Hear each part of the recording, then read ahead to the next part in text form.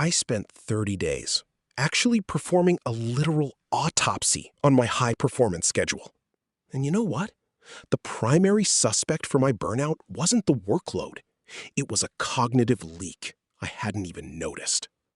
I stood there, just staring at my digital calendar. On paper, I was the literal definition of killing it, right? Every single hour was accounted for. Those color-coded blocks, they were a work of art. But if I was doing everything right, then why did I feel so mentally bankrupt? Why did it feel like I was running a marathon on a treadmill? Exhausted, but exactly where I started. See, I'm talking to you, the high achiever who looks like a total pro in the Zoom room, but then you just collapse onto the couch the very second that camera goes off. Honestly, we've been lied to about what actually drains our batteries. We think it's the big presentations or the heavy deadlines. But the evidence? Well, it suggests something much more subtle. Think about those days where you haven't actually checked off a single major project, yet you're too tired to even decide what to have for dinner. Why do you feel completely drained after a day of doing nothing but answering messages and, putting out fires? It's time to stop guessing and start investigating. If your brain is a high-performance engine, then we need to find out why it's stalling despite having a full tank of caffeine.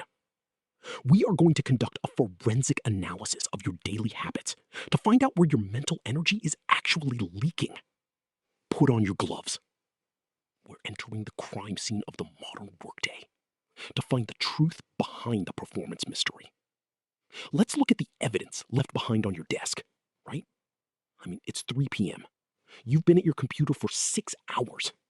And yet, if I asked you to show me your wins for the day, well, you'd probably hesitate. Your brain feels like it's wrapped in a thick gray fog. You find yourself staring at a spreadsheet, but instead of processing data, you're suddenly 5 minutes deep into a doom scroll on your phone. Looking at vacation photos of people you haven't spoken to in years. I see it all the time in my forensic analysis of the modern workday. The 10-tab syndrome. You have 10 tabs open. Your email, a half-finished report, 3 articles you need to read, and your calendar. But somehow, at the end of the hour, 0 tasks are actually finished. Your cursor just bounces between them like a pinball. Moving fast, but going nowhere. Now, here is where most people get the profile wrong, you see? You likely think this is a character flaw. You tell yourself you're lazy, that you lack discipline, or that you just aren't built for high-level output. But as a detective of the mind, I see these as biological clues. This isn't a personality defect. It's a cognitive leak. Those moments of brain fog and the reflex to check your phone aren't random. They are neurological red flags. Your brain is signaling that its processing power is being drained by a hidden culprit. It's the smoke coming off an engine that's been running in the wrong gear for way too long. But here is the real danger in our investigation. When we see these signs of fatigue, our instinct is to fix the crime scene using the most common tools in the productivity handbook. You know the drill. Another double shot of espresso or that just grind harder mantra. You think you're cleaning up the mess, but in reality, you're destroying the evidence and making the leak worse. Drinking more coffee or forcing yourself to sit in the chair for another 2 hours isn't a repair kit. It's a mask. It hides the damage while the internal foundation continues to crumble. In fact, the standard advice you've been following to stay productive is actually contaminating the scene and accelerating the burnout. If you keep trying to power through using these outdated tactics, you're not just stalling, you're setting the stage for a total system failure. Because the real reason your focus is disappearing isn't what you think it is. Actually, the very thing you've been doing to stay on top of things might be the exact weapon used to kill your performance. To find the truth, we have to look at the one thing you've been ignoring, right under your nose. After weeks of examining the crime scene of your daily routine, well, I finally found the smoking gun. It wasn't laziness, and it certainly wasn't a lack of discipline. The verdict is in. The true killer of your performance is context-switching friction. I want you to look closely. Really look at how you actually work. You're deep in a project, right? Building a strategy or solving a complex problem, and then you decide to check a quick email or a Slack notification. You think you're being efficient, but you see, I need you to look at the forensic evidence of what's actually happening inside your head. In psychology, we call this attention residue. When you switch from task A to task B, your brain doesn't just flip a switch and move all its resources over instantly. No. Instead, a significant part of your focus stays stuck on that previous task. It's like a ghostly fingerprint left behind on the evidence, contaminating your current focus and slowing you down. Think of your brain like a high-performance engine. When you're in deep work, you're in fifth gear, cruising at top speed. But when you stop to handle a minor interruption, you're essentially trying to slam that engine into reverse while the car is still moving. You can almost hear the gears grinding. That is the friction. You aren't just losing the 2 minutes you spent reading that message. You're losing the cognitive bandwidth it takes to clear the residue and get back into a flow state. You see, you aren't actually running out of time. You're exhausting your mental fuel on the transitions themselves. You're working harder, but moving slower, because you're fighting against your own biology. But as I looked closer at the timeline of this mystery, I noticed something even more suspicious. This friction isn't just happening while you're at your desk. I found evidence that you've been leaving the door wide open for an even more dangerous intruder, one that's been sabotaging your focus before your workday even begins. To find the source, we have to look at what you're doing in the first 60 seconds of your morning. I've spent the last 30 days, well, let's call it a forensic audit, analyzing the crime scene of your daily routine.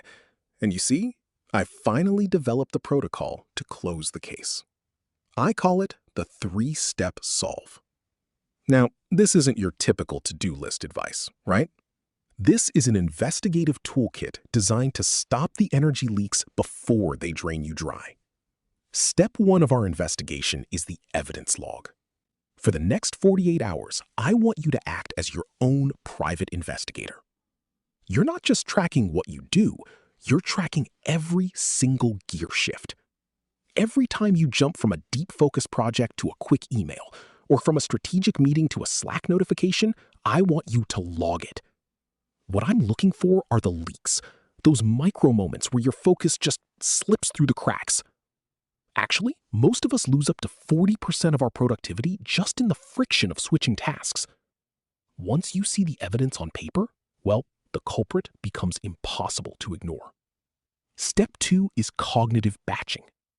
This is where we stop chasing deadlines and start respecting your mental energy. You see, I've noticed that most professionals treat all tasks as equal, but your brain, it really doesn't. You have 2 distinct modes, creative and administrative. When I analyze the highest performers, I found they never mix the two. They don't write a strategic proposal while checking their inbox. Why would you? Use your peak morning hours for the deep, creative, investigative work, and save the administrative filing for when your bandwidth is naturally lower. It's about working with your brain's chemistry, not against it. And finally, step 3. And this is the secret weapon I've seen work for the most successful women in the room. I call it the Sherlock reset. Between every single meeting or major task shift, you're going to perform a 90-second sensory grounding ritual. You close your eyes, focus on 3 things you can feel and 2 things you can hear. Firmly. This isn't just a break, it's a tactical strike against cognitive residue. When you jump straight from one high-stakes call to the next, the stress from the first one stays in your system, like a fog. The Sherlock reset clears that residue, allowing you to walk into your next task with 100% of your bandwidth available. But, as effective as this protocol is, my investigation revealed a startling truth. Even with the perfect toolkit, there is one invisible barrier that can still bring everything to a screeching halt. I find a final piece of evidence hidden in the way you view your own success, and if we don't address it now, all these systems will eventually fail. The mystery isn't just about how you work, it's about the one thing you're doing at the end of the day that is secretly poisoning tomorrow's performance. That invisible barrier I mentioned, well, it's what I call the false finish line.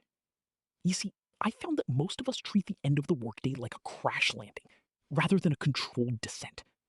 You close the laptop, but the tabs in your mind, they stay open. That's the poison. It's a leak in your cognitive bandwidth that drains your battery while you're trying to sleep, leaving you to start the next morning at 40%. But after 30 days of running this investigation on myself and actually observing the data, the verdict is clear. When you apply these forensic productivity protocols, the transformation isn't just about getting more done. It's about how you feel when the work is over, you know? I noticed a shift from the constant low-level hum of anxiety to a state of absolute clarity. My evidence shows that when you treat your focus as a finite resource to be managed, rather than a muscle to be abused, you stop being a victim of your schedule. You start finishing your day with fuel left in the tank. You actually have the presence of mind to enjoy your life, your family, and your peace, because you aren't haunted by the ghosts of unfinished tasks. I want you to realize something critical. Firmly, you aren't a machine designed to be run until it breaks. I mean, you're a high-level operator, determined, and every elite operator knows that a mission is only as good as the recovery that follows it. You don't need a more intense hustle, you need a more calibrated system. The case is officially closed on the old way of working. Inviting? Now it's time for you to take the lead. Friendly?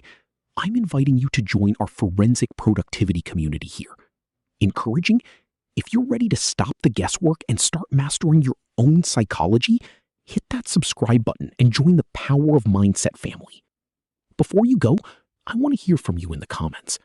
Who is the primary suspect in your life right now when it comes to burnout? Is it endless meetings, a lack of boundaries, or maybe that late night one last email habit? Tell me your primary suspect below.